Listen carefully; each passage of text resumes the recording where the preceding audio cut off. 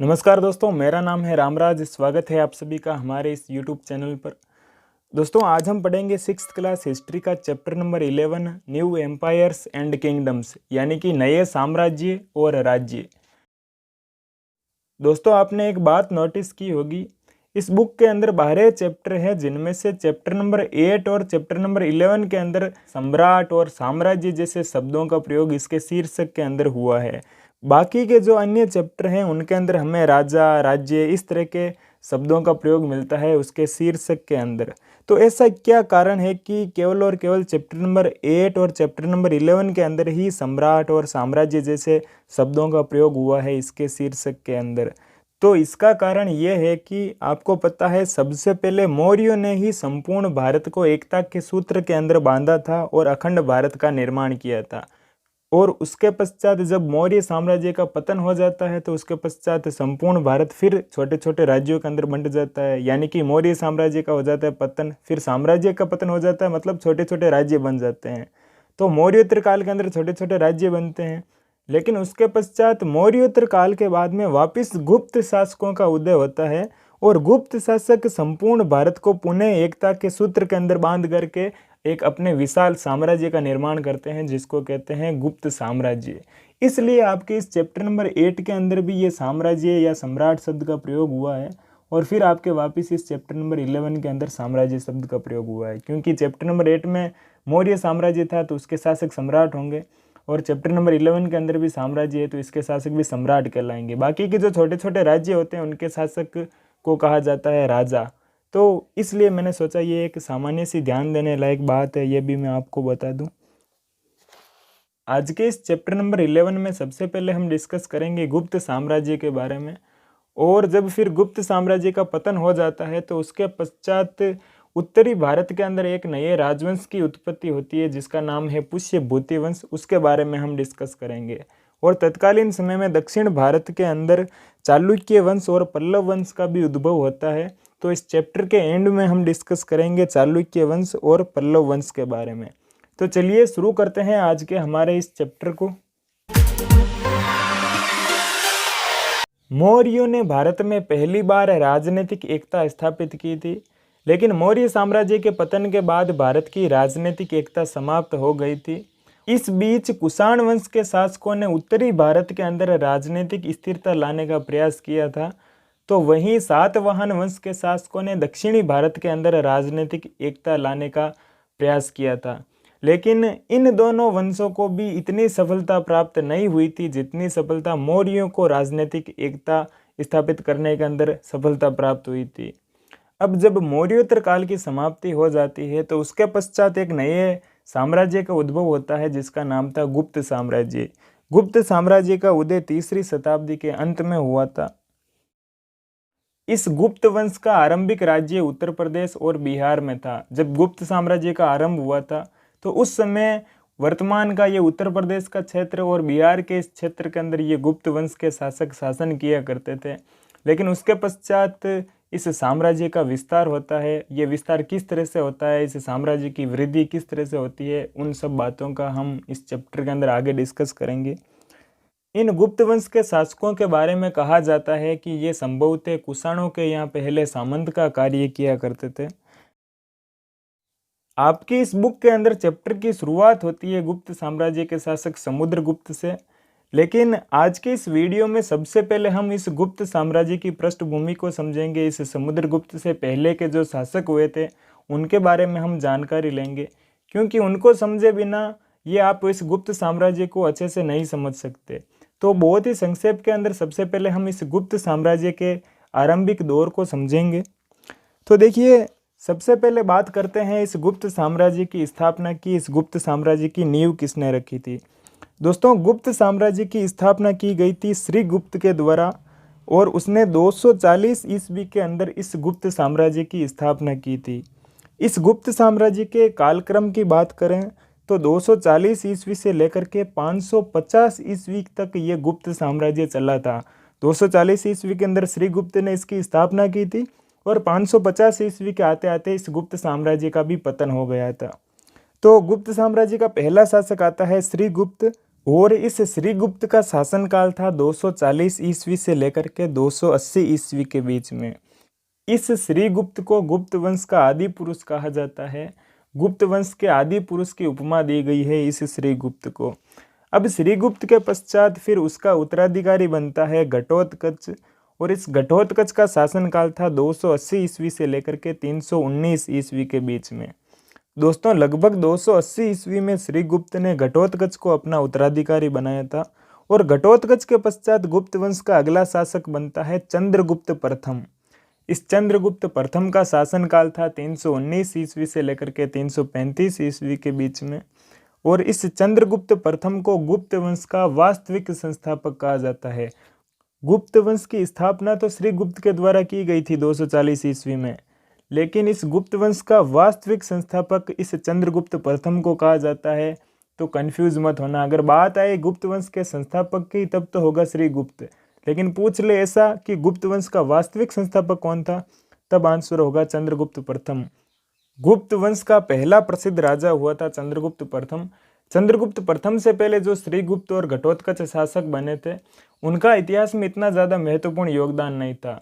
मतलब जितनी प्रसिद्धि चंद्रगुप्त प्रथम को प्राप्त हुई थी, उतनी प्रसिद्धि श्रीगुप्त और घटोत्कच को प्राप्त नहीं हुई थी। दोस्तों इस चंद्रगुप्त प्रथम के बारे में कहा जाता है कि ये गुप्त वंश का पहला ऐसा शासक था जिसने महाराजाधिराज जैसी बड़ी उपाधि धारण की थी। महाराजाधिराज का अर्थ होता है बहुत बड़ा राजा या सम्राट, यानी कि एक सार्वभौम शासक जिसके ऊपर किसी अन्य शासक की कोई सत्ता नहीं होती है, जो पूर्ण रूप से स्वतंत्र हो। तो ये इस महाराजाधिराज नामक उपाधि का अर्थ होता है। तो चंद्रगुप्त प्रथम गुप्त वंश का पहला ऐसा शासक था जिसने महाराजाधिराज जैसी बड़ी उपाधि धारण की थी। इस चंद्रगुप्त प्रथम ने लिच्छवी गण की राजकुमारी कुमार देवी के साथ विवाह किया था, और इस विवाह के पश्चात गुप्त वंश की प्रसिद्धि बढ़ने लगी थी। देखिए शुरुआत में गुप्त वंश कोई ज़्यादा शक्तिशाली राजवंश नहीं था, लेकिन एक कमजोर राजवंश का शासक होते हुए भी इस चंद्रगुप्त प्रथम ने किसी शक्तिशाली राजवंश की राजकुमारी से विवाह किया था। उसका क्या नाम था? कुमार देवी था, जो लिच्छवी गण की राजकुमारी थी। तो इस विवाह के पश्चात इस गुप्त वंश की प्रसिद्धि बढ़ने लगी थी। सही बात है यार, वो बोलते हैं ना कि हर सफल आदमी के पीछे किसी औरत का हाथ पैर कुछ होता है। तो बस ऐसा ही यहाँ पर हुआ था। चंद्रगुप्त का जैसे ही विवाह हुआ, उसके पश्चात उसके गुप्त वंश की प्रसिद्धि बढ़ने लगी थी। तो चलिए, ये तो हो गई मजाक की बात। अब हम गुप्त वंश के इस अगले शासक के बारे में डिस्कस करते हैं। तो अब गुप्त वंश का जो हमारा अगला शासक है वो है समुद्रगुप्त। अब यहाँ से शुरू होगा आज का हमारा ये चैप्टर। चंद्रगुप्त प्रथम के पश्चात गुप्त वंश का अगला शासक बनता है समुद्रगुप्त। ये समुद्रगुप्त गुप्त वंश का एक प्रसिद्ध शासक था। दोस्तों इस चंद्रगुप्त प्रथम के उत्तराधिकारी समुद्रगुप्त ने गुप्त साम्राज्य का अपार विस्तार किया था। गुप्त राज्य का अपार विस्तार करने के कारण इतिहासकार विंसेंट स्मिथ ने समुद्रगुप्त को भारत का नेपोलियन कहा है।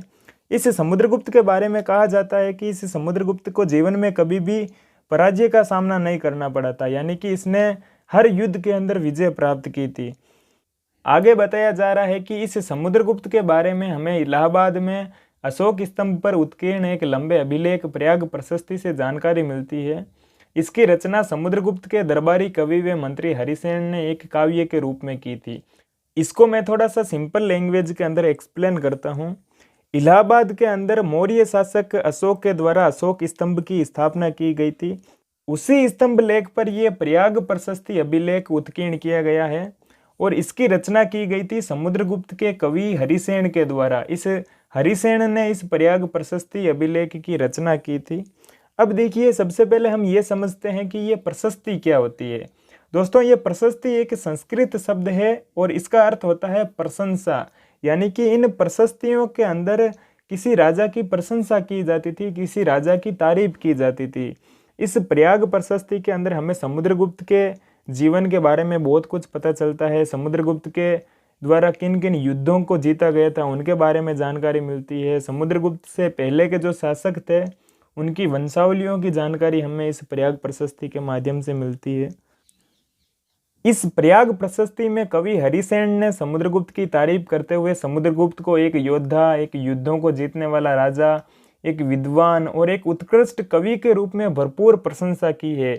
यहाँ तक कि समुद्रगुप्त को ईश्वर के बराबर बताया गया है। अब देखिए, इससे हमें एक बात समझ में आती है कि जरूरी नहीं है कि प्रशस्तियों के अंदर जो बातें कही जाती है किसी राजा के बारे में वो 100% रूप से सत्य हो। यहाँ पर देखिए, इसको समुद्रगुप्त को ईश्वर के बराबर, ईश्वर तुल्य मान लिया गया है। तो कोई समुद्रगुप्त ईश्वर तो था नहीं। तो इस तरह से हम कह सकते हैं कि ऐसा वो क्यों करते थे, उसका क्या रीज़न होता था। उसका कारण ये था कि कोई भी कवि है वो राजा के संरक्षण में होता था। तो जब कोई कवि राजा की तारीफ करता था तो राजा उसको खुश होकर के उपहार वगैरह दिया करता था और उसके संरक्षण में, उसके दरबार में रहता था। तो इसलिए राजा को खुश करने के लिए प्रशस्तियाँ लिखी जाती है। ऐसा भी नहीं है कि प्रशस्तियों के अंदर जो जानकारी मिलती है वो सारी की सारी झूठी जानकारी होती है, लेकिन फिर भी प्रशस्तियों को लिखने का जो मुख्य उद्देश्य होता था वो राजा की प्रशंसा करना होता था। तभी तो यहाँ बताया गया है कि प्रशस्ति एक संस्कृत शब्द है जिसका अर्थ होता है प्रशंसा, यानी कि राजा की तारीफ करने के उद्देश्य से इन प्रशस्तियों की रचना की जाती थी। और इस प्रयाग प्रशस्ति की रचना किसने की थी? कवि हरिसेन ने की थी, जो उसका समुद्रगुप्त का कवि था और मंत्री भी था। ठीक है। अब देखिए, एक और विशेष बात मैं यहाँ पर बता दूं कि जो ये इलाहाबाद है, इस इलाहाबाद का वर्तमान में अभी कुछ सालों पहले नाम बदल करके प्रयागराज कर दिया गया है। तो इसको लेकर के आपको कंफ्यूज नहीं होना है। आगे इस समुद्रगुप्त के बारे में कुछ सामान्य सी जानकारियां बताई गई है। सबसे पहले हम इस समुद्रगुप्त की दो उपाधियां हैं। पहली उपाधि है भारत का नेपोलियन और दूसरी है महाराजा धीराज। इन दोनों उपाधियों को धारण किया था समुद्रगुप्त ने। इसके अलावा भी इसने बहुत सारी उपाधियां धारण की थी, लेकिन आपके इस चैप्टर के अंदर ये दो उपाधियां आई है, तो अभी बाकी का हम डिस्कस नहीं करेंगे। समुद्रगुप्त को भारत का नेपोलियन इतिहासकार विंसेंट स्मिथ ने कहा है, ये चीज़ मैं आपको पहले ही बता चुका हूँ। और इसने महाराजा धीराज की उपाधि भी धारण की थी समुद्रगुप्त ने। और इस समुद्रगुप्त के पिता का नाम था चंद्रगुप्त प्रथम। ये चंद्रगुप्त प्रथम गुप्त वंश का पहला ऐसा शासक था जिसने महाराजा धीराज जैसी बड़ी उपाधि धारण की थी। इस बात का भी हम पहले उल्लेख कर चुके हैं। और इस समुद्रगुप्त की माता का नाम था कुमार देवी, जो लिच्छवी गण की राजकुमारी थी। और इस समुद्रगुप्त का एक पुत्र था जिसका नाम था चंद्रगुप्त द्वितीय। चंद्रगुप्त प्रथम शासक बनता है, उसके बाद आता है समुद्रगुप्त, और समुद्रगुप्त के पश्चात शासक बनता है चंद्रगुप्त द्वितीय। अब इसके बाद आगे की जो ये यहाँ पर आपको जानकारी बताई गई है वो समुद्रगुप्त के पुत्र और उसके उत्तराधिकारी चंद्रगुप्त द्वितीय के बारे में है। लेकिन एक बार के लिए अभी हम इसको स्किप करते हैं और समुद्रगुप्त से ही रिलेटेड जानकारी है उसका हम अभी पहले डिस्कस करेंगे। तो यहाँ पर अब हम डिस्कस करेंगे समुद्रगुप्त की विजय के बारे में। समुद्रगुप्त ने जो युद्ध लड़े थे उनके बारे में हम चर्चा करेंगे। बताया जा रहा है कि समुद्रगुप्त ने आर्यावर्त के युद्ध में 9 शासकों को हराकर उनके राज्यों को अपने साम्राज्य में मिला लिया था। आर्यावर्त के युद्ध के अंदर 9 शासकों को समुद्रगुप्त ने परास्त किया और उनके राज्यों को अपने साम्राज्य के अंदर मिला लिया था। और दक्षिणापथ के युद्ध में समुद्रगुप्त ने 12 राजाओं को पराजित किया। इन राजाओं को परास्त करने के बाद समुद्रगुप्त ने उन्हें फिर से शासन करने की अनुमति दे दी थी। देखिए, इसको हम थोड़ा सा डिटेल के अंदर डिस्कस करेंगे। मैं इसको थोड़ा सा एक्सप्लेन करके आपको मैं समझाऊंगा, क्योंकि ये काफ़ी इंपॉर्टेंट टॉपिक है समुद्रगुप्त की विजय। देखिए, इस मैप के माध्यम से मैं आपको समुद्रगुप्त की विजयों को समझाने का प्रयास करता हूँ। गुप्त साम्राज्य की राजधानी थी पाटलिपुत्र, यानी कि जो समुद्रगुप्त शासन करता था उसके शासन का मुख्य जो केंद्र था वो ये पाटलिपुत्र था। अब इस पाटलिपुत्र के चारों तरफ ये जो आपको एरिया दिखाई दे रहा है, इस क्षेत्र को उस समय कहा जाता था आर्यावर्त। ठीक है, ये बात समझ गए आप। तो समुद्रगुप्त ने आर्यावर्त के 9 शासकों को परास्त करके उनके राज्य को अपने साम्राज्य के अंदर मिला लिया था। उनके राज्य को अपने साम्राज्य के अंदर जिस नीति के तहत मिलाया उसको कहा जाता है राजप्रसबोधरण की नीति। इस बात का आप ध्यान रखना, अगर प्रश्न आ जाए कि समुद्रगुप्त ने आर्यावर्त के शासकों के राज्य को अपने साम्राज्य के अंदर किस नीति के तहत मिलाया, तो आंसर होगा राजप्रसबोधरण की नीति। तो ये बात आप समझ गए। इसके पश्चात समुद्रगुप्त ने दक्षिणापथ के युद्ध के अंदर दक्षिण भारत के 12 शासकों को परास्त किया था। इस एरिया के अंदर जो शासक हुआ करते थे दक्षिणापथ के अंदर, उन शासकों को परास्त करके उनके साथ ग्रहण मोक्षानुग्रह की नीति को अपनाया था। अब ये ग्रहण मोक्षानुग्रह की नीति क्या है, इसको मैं आपको समझाता हूँ। देखिए, इस ग्रहण मोक्षानुग्रह शब्द को अगर हम विभाजित करें तो 3 अलग अलग शब्द बनेंगे। पहला बनेगा ग्रहण, दूसरा बनेगा मोक्ष और तीसरा बनेगा अनुग्रह। ग्रहण यानी होता है शत्रु पर अधिकार करना, मोक्षयान होता है शत्रु को मुक्त करना, और तीसरा होता है अनुग्रह, जिसका अर्थ होता है राज्य को लौटा कर। इस ग्रहण मोक्षानुग्रह की नीति के तहत क्या होता था, सबसे पहले समुद्रगुप्त किसी शासक को परास्त करके उसके साम्राज्य को अपने अधिकार में ले लेता और उस शासक को बंदी बना लेता था। उसके बाद फिर वे उस साम्राज्य के अंदर लूटपाट मचाता, वहाँ की जो बहुमूल्य चीज़ें होती थी उसको अपने नियंत्रण में ले लेता था, और खूब लूटपाट मचाने के पश्चात जब समुद्रगुप्त का मन भर जाता था तो फिर वे बंदी किए हुए शासक को मुक्त कर देता और उसके साम्राज्य को जाते जाते उसको वापस लौटा देता था। अब यहाँ पर समझने लायक बात यह है कि समुद्रगुप्त ने इन दक्षिणापथ के शासकों के साथ ग्रहण मोक्षानुग्रह की नीति को ही क्यों अपनाया था, राजप्रस बोधरण की नीति को अपना करके उनके साम्राज्य को अपने साम्राज्य के अंदर क्यों नहीं मिलाया था।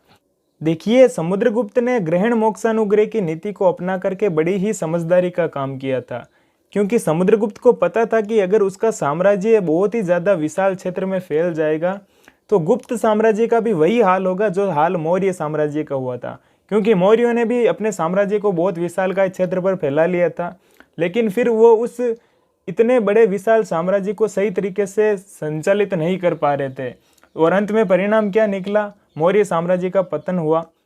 इसलिए समुद्रगुप्त ने क्या किया था, इन राज्यों के साथ ग्रहण मोक्षानुग्रह की नीति अपनाई।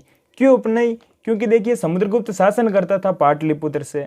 अब ये आर्यावर्त का जो क्षेत्र है ये तो इसके पास का क्षेत्र है, तो यहाँ पर तो वो प्रत्यक्ष रूप से शासन कर सकता था, लेकिन ये दक्षिणापथ का जो ये क्षेत्र था ये समुद्रगुप्त के यहाँ पर शासन केंद्र से बहुत दूर पड़ जाता था। तो अब समुद्रगुप्त कोई भी शासन केंद्र जो अपने नियम बनाता तो वहाँ पर ये सही तरह से लागू कर पाना इसके लिए काफ़ी मुश्किल कार्य हो जाता। तो ये शासक बार बार फिर ये इसको परेशान करते, कभी न कभी छोटे मोटे युद्ध करते, तो ये समुद्रगुप्त के लिए एक तरह से समस्या उत्पन्न हो जाती। इसलिए समुद्रगुप्त ने क्या किया, इनके साथ बड़ी ही समझदारी का काम करके ग्रहण मोक्षानुग्रह की नीति अपनाई और इनके साम्राज्य को जाते जाते एक बार परास्त करके इनको मुक्त कर दिया। ठीक है, तो ये बात है इसके पीछे, इसलिए इसने ग्रहण मोक्षानुग्रह की नीति अपनाई थी।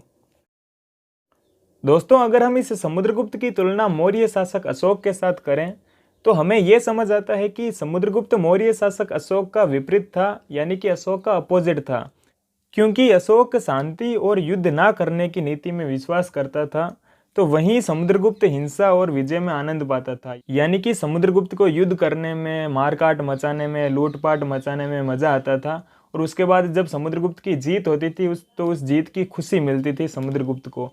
तो इस तरह से अशोक का ये टोटली विपरीत था। हालांकि अशोक ने भी अपने शासन के शुरुआती दौर में हिंसा और मारकाट का कार्य किया था। उसने तो अपने 99 भाइयों की हत्या तक कर दी थी मौर्य साम्राज्य की गद्दी को प्राप्त करने के लिए। लेकिन फिर जब उसके जीवन में कलिंग का युद्ध आता है तो कलिंग के युद्ध के अंदर जो वो भीषण रक्तपात देखता है तो अशोक का हृदय परिवर्तित हो जाता है। लेकिन फिर भी अशोक टोटली चेंज हो जाता है। लेकिन यहाँ पर जो ये समुद्रगुप्त था, समुद्रगुप्त ने तो अपने जीवन भर युद्ध ही युद्ध किए थे। इस समुद्रगुप्त को प्रयाग प्रशस्ति में 100 युद्धों का विजेता कहा है, यानी कि समुद्रगुप्त ने अपने जीवन काल में 100 युद्ध जीते थे। तो इस तरह से 335 ईस्वी से लेकर के 380 ईस्वी के बीच में इस समुद्रगुप्त का शासनकाल चलता है, और इस समुद्रगुप्त के शासनकाल के दौरान ही इस गुप्त साम्राज्य का अपार विस्तार हुआ था। एक यहाँ सामान्य सा तथ्य बताया गया है, बिहार की जो राजधानी है पटना, इस पटना का प्राचीन नाम था पाटलिपुत्र, और ये पाटलिपुत्र गुप्त साम्राज्य की राजधानी थी। मौर्य साम्राज्य की राजधानी भी पाटलिपुत्र थी और गुप्त साम्राज्य की राजधानी भी पाटलिपुत्र थी। अब चलिए इसके बाद हम समुद्रगुप्त के पश्चात जो गुप्त साम्राज्य का अगला शासक बनता है चंद्रगुप्त द्वितीय, उसके बारे में हम डिस्कस करते हैं। इस चंद्रगुप्त द्वितीय का शासनकाल था 380 ईस्वी से लेकर के 412 ईस्वी के बीच में, और इस चंद्रगुप्त द्वितीय ने शक शासकों को पराजित किया था। शक शासकों को परास्त करने के उपलक्ष्य में इस चंद्रगुप्त द्वितीय ने सकारी की उपाधि धारण की थी। इस बात का आप ध्यान रखना, सकारी की उपाधि इसलिए धारण की थी क्योंकि चंद्रगुप्त द्वितीय ने शक शासकों को परास्त किया था। आपको पता हो तो पिछले वीडियो में हमने चीनी यात्री फाहियान के बारे में जिक्र किया था। ये फाहियान इसी चंद्रगुप्त द्वितीय के समय में भारत यात्रा के लिए आया था, और इसने यहाँ के लोगों के बारे में विस्तृत विवरण लिखा है। फाहियान ने तत्कालीन समय में जो भारत की स्थिति थी, भारत की जो राजनीतिक व्यवस्था थी, तो उसके बारे में फाहियान ने अपने पुस्तकों के अंदर इसका विवरण लिखा है। इसके अलावा इस चंद्रगुप्त द्वितीय के बारे में एक और महत्वपूर्ण बात है, मेहरौली के लोहे स्तंभ का निर्माण भी इसी चंद्रगुप्त द्वितीय के शासनकाल के अंदर हुआ था। अब ये मेहरौली का लोहे स्तंभ क्या है, इसका हम डिस्कस हमारे अगले चैप्टर के अंदर करेंगे। उसके अंदर हमारा ये मेहरौली का लोहे स्तंभ टॉपिक आया हुआ है, तो अभी उसके ज़्यादा डेप्थ के अंदर हम अभी नहीं जाएंगे। ठीक है, आपको ये ध्यान रखना है कि मेहरौली के लोहे स्तंभ का निर्माण भी इसी चंद्रगुप्त द्वितीय के शासनकाल के अंदर ही हुआ था। आगे बताया जा रहा है कि कवि कालिदास और खगोल शास्त्री आर्यभट्ट चंद्रगुप्त द्वितीय के दरबार में रहने वाले महान विद्वान थे। कालिदास और आर्यभट्ट प्राचीन काल के महान विद्वान थे और ये भी चंद्रगुप्त द्वितीय के दरबार में रहा करते थे। कवि कालिदास ने बहुत से नाटकों की रचना की है, लेकिन कालिदास द्वारा रचित सबसे प्रसिद्ध नाटक है जिसका नाम है अभिज्ञान शाकुंतलम। ये कालिदास द्वारा रचित सबसे प्रसिद्ध नाटक है और इसके अंदर दुष्यंत नामक राजा व शकुंतला नामक युवती की प्रेम कहानी है। इस अभिज्ञान शाकुंतलम नाटक के अंदर जो कालिदास द्वारा रचित सबसे प्रसिद्ध नाटक है। तो इस तरह से आपके इस चैप्टर में चंद्रगुप्त द्वितीय के बारे में इतनी ही जानकारी बताई गई है। अब चंद्रगुप्त द्वितीय के बाद के जो गुप्त शासक आते हैं उनका कोई जिक्र नहीं है आपके इस चैप्टर में, लेकिन बहुत ही संक्षेप के अंदर हम गुप्त वंश के अगले शासकों के बारे में हम थोड़ा बहुत डिस्कस करेंगे ताकि आपके ये टॉपिक पूरा क्लियर हो सके। कम से कम गुप्त साम्राज्य के बारे में एक सामान्य सी समझ हो सके कि चंद्रगुप्त द्वितीय के पश्चात गुप्त वंश में कौन कौन से शासक आते हैं। तो देखिए थोड़ी सी बातों का हम डिस्कस कर लेते हैं। तो चंद्रगुप्त द्वितीय के बाद में जो गुप्त वंश का अगला शासक बनता है वो बनता है कुमारगुप्त प्रथम। और कुमारगुप्त प्रथम का शासनकाल था 413 ईस्वी से लेकर के 455 ईस्वी के बीच में। पिछले वीडियो में हमने नालंदा विश्वविद्यालय के बारे में भी जिक्र किया था। इस नालंदा विश्वविद्यालय का संस्थापक इसी कुमारगुप्त प्रथम को माना जाता है। फिर कुमारगुप्त प्रथम के बाद गुप्त वंश का अगला शासक बनता है स्कंदगुप्त और इस स्कंदगुप्त का शासनकाल था 455 ईस्वी से लेकर के 467 ईस्वी के बीच में। दोस्तों इस स्कंदगुप्त की मृत्यु के साथ ही गुप्त साम्राज्य का विघटन और विभाजन होना शुरू हो जाता है, क्योंकि स्कंदगुप्त के पश्चात जो गुप्त शासक आते हैं वो इतने शक्तिशाली शासक नहीं होते हैं, इसलिए वो पूरे गुप्त साम्राज्य को संभाल पाने में असक्षम होते हैं और उसका परिणाम यही निकलता है कि धीरे धीरे गुप्त साम्राज्य पतन की ओर अग्रसर होने लगता है। स्कंदगुप्त के पश्चात के शासकों की बात करें तो उसके पश्चात क्रमशः पुरुगुप्त, नरसिंहगुप्त, कुमारगुप्त द्वितीय, बुद्धगुप्त, बालादित्य द्वितीय, कुमारगुप्त तृतीय और उसके बाद विष्णुगुप्त शासक बनता है। इस गुप्त साम्राज्य का जो अंतिम शासक था वो विष्णुगुप्त था और इस विष्णुगुप्त का शासनकाल था 540 ईस्वी से लेकर के 550 ईस्वी के बीच में। ये गुप्त वंश का अंतिम शासक था जिसका नाम था विष्णुगुप्त। अब देखिए इससे पहले मैंने आपको अभी बहुत सारे गुप्त शासकों के बारे में नाम बताया है क्रमशः, इनको आपको याद नहीं रखना है। बताने की वजह क्या है, बस यही कि आप कड़ी से कड़ी समझ सको कि अच्छा इसके बाद में ये कमज़ोर शासक आए थे। आपको याद रखना हो तो बस ये याद रख लेना कि गुप्त वंश का जो अंतिम शासक था वो विष्णुगुप्त था और उसका शासनकाल था 540 ईस्वी से लेकर के 550 ईस्वी के बीच में। तो इस तरह से 240 ईस्वी से लेकर के 550 ईस्वी के बीच में इस संपूर्ण गुप्त साम्राज्य का शासनकाल चलता है। 240 ईस्वी में श्रीगुप्त के द्वारा इस गुप्त साम्राज्य की नींव रखी जाती है, इस गुप्त साम्राज्य की स्थापना की जाती है और 550 ईस्वी में विष्णुगुप्त की मृत्यु के साथ ही इस गुप्त साम्राज्य का पतन हो जाता है, इस गुप्त साम्राज्य का अंत हो जाता है। तो चलिए अब इसके बाद हम ये डिस्कस करते हैं कि इस गुप्त साम्राज्य का पतन क्यों हुआ था। जिस तरह से हमने मौर्य साम्राज्य के पतन के कारण समझे थे, उसी तरह से इस गुप्त साम्राज्य के पतन के भी 2-3 महत्वपूर्ण कारणों के बारे में हम संक्षेप के अंदर चर्चा कर लेते हैं। तो इस गुप्त साम्राज्य के पतन का पहला कारण था अयोग्य तथा निर्बल उत्तराधिकारी। देखिए आप इतिहास में किसी भी राजवंश के पतन के कारण पढ़ेंगे तो उनमें से एक बात आपको कॉमन देखने को मिलेगी, वो ये कि उसके उत्तराधिकारी अयोग्य तथा निर्बल निकलते हैं। आरंभ में स्कंदगुप्त ने हूण आक्रमणकारियों को भारत में आगे बढ़ने से रोकने के लिए जोरदार प्रयास किए थे, लेकिन स्कंदगुप्त के पश्चात जो गुप्त वंश के शासक होते हैं वो कमज़ोर निकलते हैं, इसलिए वो हूण आक्रमणकारियों के सामने टिक नहीं पाते हैं और ये हूण आक्रमणकारी इस पूरे गुप्त साम्राज्य को हिला के रख देते हैं। तो इस तरह से इन हूणों का भी एक महत्वपूर्ण रोल रहा था इस गुप्त साम्राज्य के पतन में और इस तरह से ये गुप्त साम्राज्य के पतन का एक महत्वपूर्ण कारण हमारे सामने उभर कर आता है। इसके बाद गुप्त साम्राज्य के पतन का दूसरा महत्वपूर्ण कारण माना जाता है बौद्ध धर्म का प्रभाव। गुप्त शासकों पर बौद्ध धर्म के सिद्धांतों का बहुत ज़्यादा प्रभाव पड़ा था, क्योंकि आपको पता है बौद्ध धर्म के अंदर अहिंसा की बात कही गई है। देखिए, एक राजा का मुख्य काम होता है युद्ध करना, अपने साम्राज्य का विस्तार करना और अपने साम्राज्य की दूसरे प्रतिद्वंदी शासकों से सुरक्षा करना। अब जब ऐसे में कोई शासक अहिंसा की नीति अपना लेगा तो उसके जो दूसरे प्रतिद्वंदी जो शासक हैं उनके सामने वो राजा एक तरह से कमजोर पड़ जाएगा। यही हुआ इन गुप्त वंश के शासकों के साथ और परिणाम स्वरूप गुप्त साम्राज्य का पतन हुआ।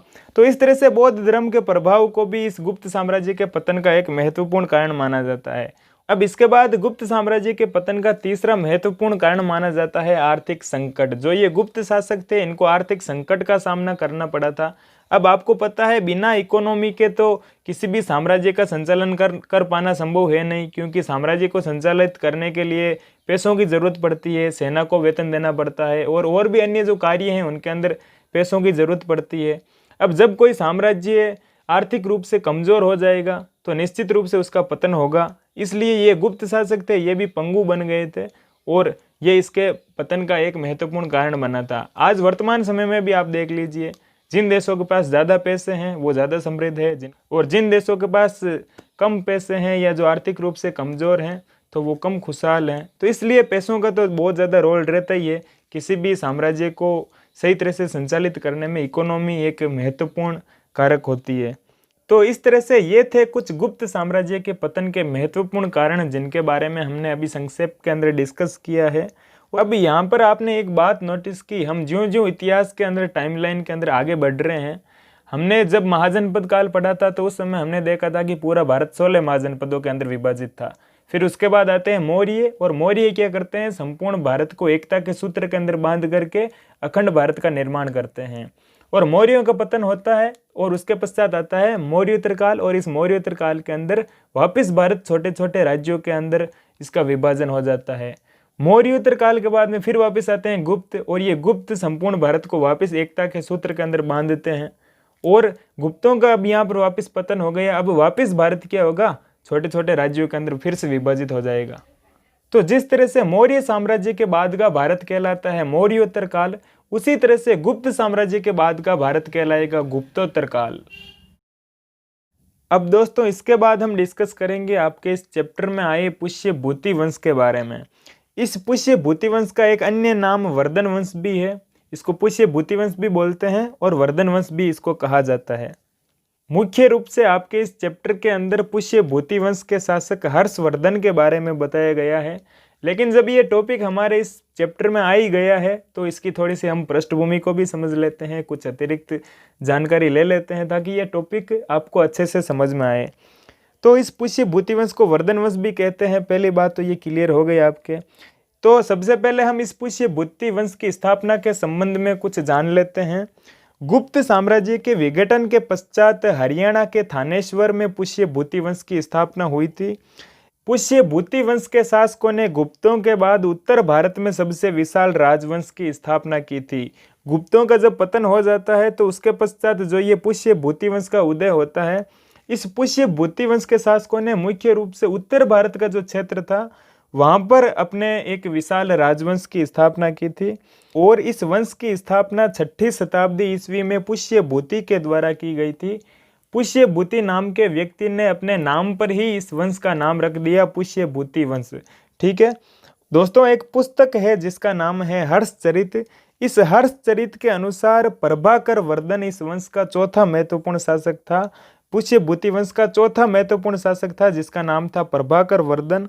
और इस पुष्य भूति वंश के अंदर कुल 3 महत्वपूर्ण शासक हुए थे। सबसे प्रसिद्ध शासक हुए थे 3। पहला शासक था प्रभाकर वर्धन और इस प्रभाकर वर्धन के 2 पुत्र थे। एक का नाम था राज्यवर्धन और दूसरे का नाम था हर्षवर्धन। तो हमारे इस चैप्टर के अंदर मुख्य रूप से हर्षवर्धन का जिक्र हुआ है। लेकिन हर्षवर्धन के शासक बनने से पहले की जो एक सामान्य सी जो स्थिति क्या थी इस वंश के अंदर, हम उसका थोड़ा सा जिक्र करते हैं ताकि आपके जो ये कॉन्सेप्ट है वो अच्छे से क्लियर हो सके। दोस्तों मैंने आपको बताया था कि ये प्रभाकर वर्धन इस पुष्य भूति वंश का चौथा शासक था और इस प्रभाकर वर्धन के 2 पुत्र थे। एक का नाम था राज्यवर्धन और दूसरे का नाम था हर्षवर्धन। और इस प्रभाकर वर्धन की एक पुत्री थी जिसका नाम था राज्यश्री।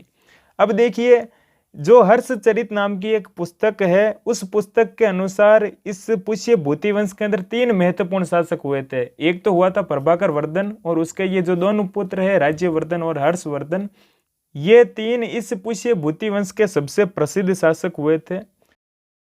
अब देखिए ये हर्षवर्धन शासक कैसे बनता है, इसको समझने से पहले हमें एक छोटी सी कहानी समझनी पड़ेगी। इस प्रभाकर वर्धन की पुत्री राज्यश्री का विवाह करवाया जाता है कन्नौज के मौखरी राजा गृहवर्मा के साथ। ठीक है, मौखरी वंश का एक राजा था जिनका नाम था गृहवर्मा। गृहवर्मा के साथ इस राज्यश्री का विवाह किया जाता है, लेकिन इसके बाद मालवा के शासक देवगुप्त के द्वारा इस गृहवर्मा की हत्या कर दी जाती है और इस राज्यश्री को ये देवगुप्त बंदी बना लेता है। अब इस बात का पता चलता है प्रभाकर वर्धन के पुत्र राज्यवर्धन को और इसके बाद फिर ये राज्यवर्धन इस देवगुप्त की हत्या कर देता है। ठीक है, और राज्यश्री को करवा लेता है मुक्त। लेकिन इस देवगुप्त का एक मित्र था, गौड़ वंश का नरेश था जिसका नाम था शशांक। इस शशांक ने क्या किया था, इस राज्यवर्धन की छल और धोखे के साथ हत्या कर दी थी। तो प्रभाकर वर्धन के 2 पुत्र थे जिनमें से ये एक पुत्र मारा जाता है और उसके बाद फिर ये हर्षवर्धन शासक बनता है। मैंने अभी जो आपको पूरी जो ये स्टोरी बताई है वो ये इसलिए बताई है कि ये हर्षवर्धन शासक क्यों बना था, क्योंकि ये राज्यवर्धन की हत्या हो जाती है। ये हत्या किस तरह से होती है, क्यों होती है, ये कहानी समझाने के लिए मैंने आपको बताया।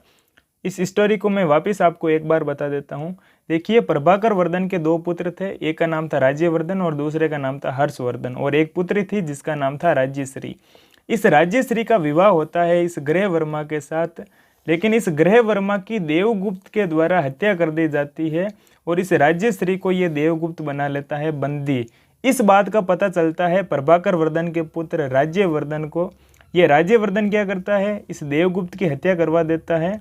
लेकिन इस देवगुप्त का भी एक मित्र था जिसका नाम था शशांक। ये शशांक धोखे से इस राज्यवर्धन की हत्या करवा देता है और उसके बाद में ये हर्षवर्धन शासक बनता है। तो चलिए अब हम डिस्कस करेंगे इस हर्षवर्धन के बारे में। आपको बस केवल और केवल ये स्टोरी समझनी है। ये नाम याद हो तो रख लेना, ना याद हो तो मत रखना, कोई इतनी ज़रूरत नहीं है। बस मैंने आपको ये सारी की सारी चीज़ें समझाने के लिए ये बात आपको बताई है।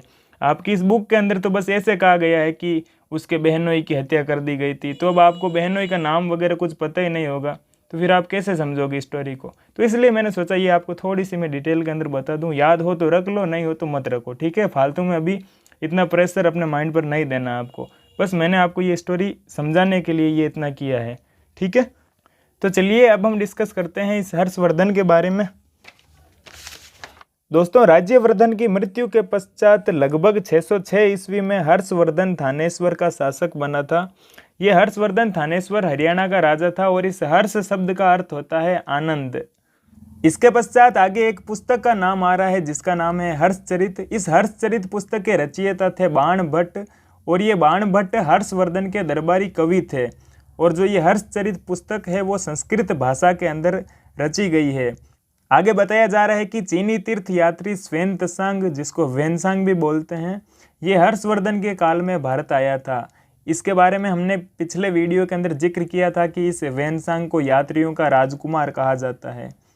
ये जो हर्षवर्धन था ये निसंतान था, इसके कोई पुत्र नहीं था और इस हर्षवर्धन की 647 ईस्वी में मृत्यु हो जाती है और इस हर्षवर्धन की मृत्यु के साथ ही ये पुष्य भूति वंश का पतन हो जाता है, पुष्य भूति वंश का अंत हो जाता है। ये हर्षवर्धन शासक बना था 606 ईस्वी में और इसकी मृत्यु हो जाती है 647 ईस्वी में। अब देखिए, वैसे तो इतिहास के अंदर ये हर्षवर्धन काफ़ी बड़ा टॉपिक है और काफ़ी इंपॉर्टेंट टॉपिक है, लेकिन आपकी इस बुक के अंदर ज़्यादा कुछ बताया ही नहीं गया है। मैंने तो फिर भी आपको कुछ एक्स्ट्रा जानकारी दी है इस टॉपिक को सही से समझाने के लिए। तो अभी मैंने इसके अंदर जो बातें आपको बताई है वो बस आप समझ लो, इतना बहुत है। तो इस तरह से इस पुष्य भूति वंश के शासकों ने गुप्त साम्राज्य के पतन के पश्चात उत्तर भारत में अपने विशाल राजवंश की नींव डाली थी।